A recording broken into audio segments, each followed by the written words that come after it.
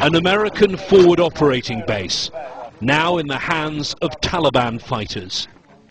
In all, over a 5-year period, 42 US servicemen died here in the Korangal Valley in Kunar province, defending it from Taliban attacks.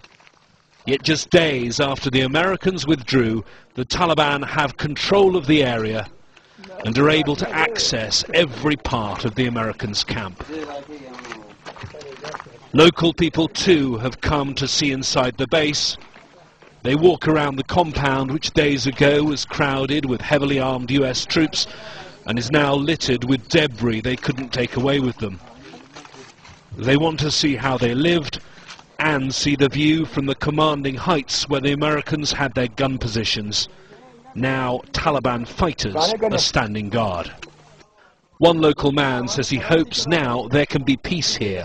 We don't want Americans, we don't want Germans or any other foreigners. We don't want foreigners, we want peace. We want the Taliban and Islam, we don't want anything else.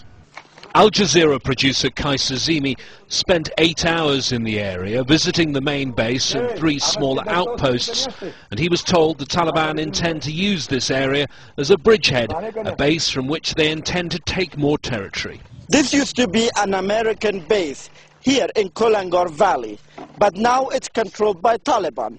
The Taliban are also saying that they will follow American forces whenever they go to fight them.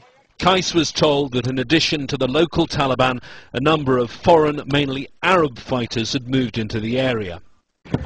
These pictures were filmed just 5 days ago. The Americans destroyed some of their own equipment before they withdrew, following a decision by their commander, General Stanley McChrystal, to concentrate more of their resources on urban areas.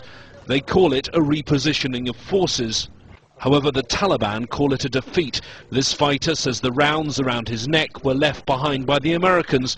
They say they have boxes of US ammunition and tons of fuel left in the underground tanks of the US base. There is a lot of ammunition left behind. Mortars, rockets, missiles. This, God willing, we will use against them. He says the Americans could never pacify the area because they didn't manage to take control of this dirt road, the main supply route in the valley, and because they couldn't intercept the Taliban's communications.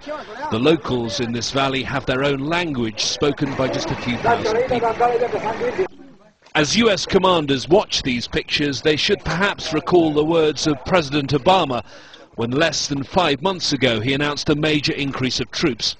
We must deny Al-Qaeda a safe haven, he said. We must reverse the Taliban's momentum.